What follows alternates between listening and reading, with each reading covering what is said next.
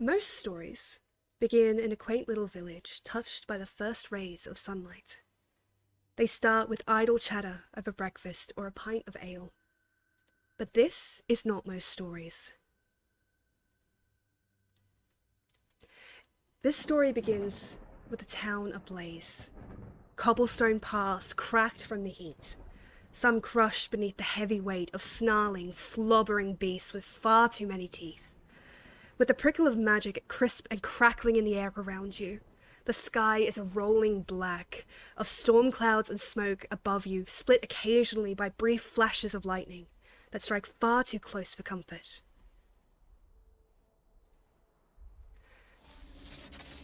The crackle of magic is heavy around you, prickling at your skin and weighing you down with invisible fingers. Despite this, someone stands. Someone stands tall amongst the wreckage, blood filling their mouth, copper and vile, no matter how many times they cough and spit. Their chest heaves with exertion, pulse a steady flutter at their throat. Skull, could you please describe yourself? Yes, wow, okay, right you are. Don't drop me in the deep end or anything, gamer. Yeah, okay, so, standing apparently in a battle, is a Eladrin man, about sort of just under 6 foot, looking to be for an elf. He looks very, very young indeed, but by mortal standards, he looks to be about 20. He's got this sort of short mop of like brown sort of autumnal hair, sort of twigs and leaves growing out of it at strange intervals. This sort of slight glow about the tips of his hair, this sort of effervescent sheen about these blue eyes, sort of dressed in this armor that looks like it's been taken in, taken down, taken around so often it should probably have been taken away. It just looks ancient, wrapped all up in this new cloak, this new backpack, brand new traveling boots. He's got this sort of innocence about him, this sort of wide-eyed, new to the world, very naivety. And I imagine at this point he's currently clutching, almost white-knuckled, a cast iron frying pan and looking around very worriedly. The effort to breathe is a struggle, and although the adrenaline is coursing through your veins with its bitter burn, it's fading faster than you'd like. It's still enough to move you, however, to launch you to the side a split second before the cobblestones beneath you explode in a shower of sparks and debris. You spot another hapless wannabe hero, recruited at the last moment for a battle none of you were suited for. They are tall and lanky and covered in some strange chitinous shell. 4 arms extend gracefully from their side, except on their left. There, the 2 arms are twisted at a horrific angle. Like you, they seem to be fighting for every breath, let alone the will to remain standing. Sage, could you please describe yourself? Yes, I can.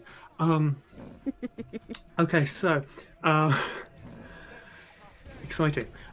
So this figure stand sort of medium height, maybe slightly on the shorter side actually, 5'9", with this deep sort of scarlet red hair and chitinous carapace covering most of their body.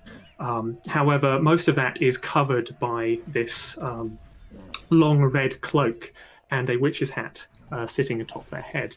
Their eyes are this solid pitch black, and they're clutching this this crooked staff with a lantern hanging from the end, as you said. Currently, looking slightly out of their depth, perhaps in a fight like this, but nevertheless holding their ground and trying to make sure that the any potential survivors of this disaster manage to flee the scene safely. Okay. Likewise, the battle has drained you almost completely. Each inhale grows more difficult, your vision blurs and darkens at the edges. Though you stand, you can barely summon the energy to move. even as a bolt of crackling, lancing black magic arcs towards you. Seconds before it strikes, someone slams into you, knocking you both out of its path. You hear the cobblestone shatter beneath you, rubble raining around you. They scramble to their feet, soft fur darkened by soot and dust. Long ears flopping in a sharp, explosive blast. Like the others, Peachy, you feel death is dreadfully near, can feel its cold fingers pressing into your flesh, numbing all that should burn in pain. Could you please describe your character as he gets to his feet once more? Okay. Holy shit. Okay. So kind of scrambling up, trying to find purchase on the like cobblestones below. Standing at a very tall 5'2" is the once dancer Umbra Lavendiculum. He has his fluffy red hair that kind of is absorbed by his ears. They're usually very soft to the touch, but due to the throes of battle seem to be quite stiff and awry. His eyes, one sparkling a gorgeous amber, while the other dark and royal blue, are filled with both fear and determination in equal parts. And yeah, he's currently like standing while having like tried to knock Wick out of the way, is currently still grasping tightly onto his dual scimitars. Fog rolls in around you, obscuring your vision and deafening you to all but your thoughts. It was too late. You were not enough.